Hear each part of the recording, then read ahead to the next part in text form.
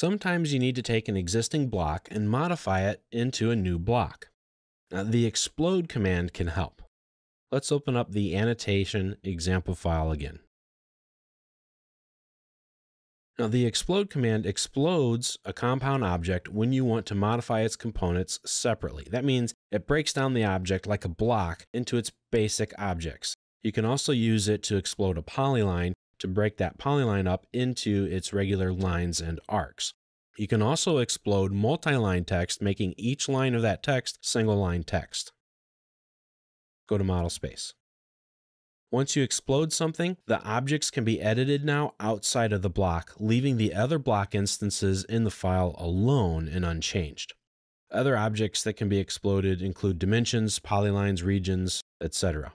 Now, if we wanted to make a second chair block design in this drawing, but wanted to retain the original chair, then insert a new chair block, we can.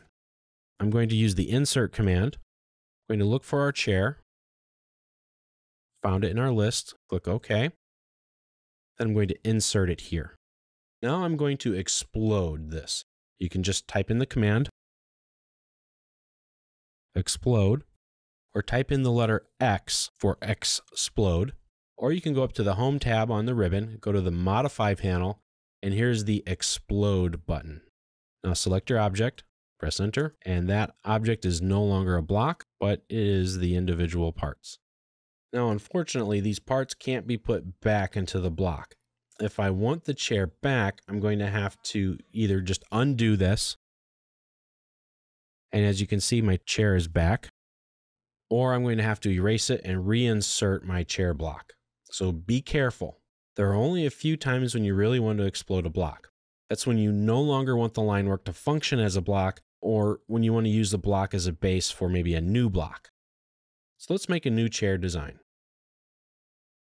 Let's erase these arms and let's put in square arms. Just something real simple. Put it in here. Trim up the line work. And let's mirror these arms. Make sure everything is on layer 0. And now we have a new chair. So let's make it into a block. Type in the word block, press Enter, give it a name. We're going to call it Chair 02. We're going to pick our base point, which is going to be the rear of the chair here. And now we select our objects. Click OK. And now we have a new chair block. So now we have options.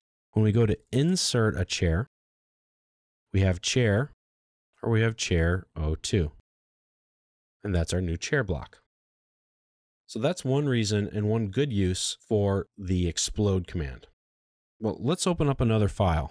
Let's look at the attributed block example file. I'm going to show you what happens when you explode an attributed block. This is where the explode command can get kind of hairy. So we have some items in here, but let's make something a little bit different.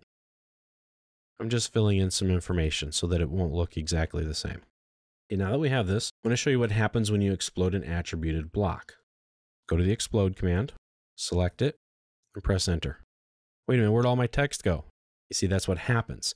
It loses the values of the attributes and refers back to, if I double click on here, it refers back to the tagline that you inserted or typed in when you created that attribute definition.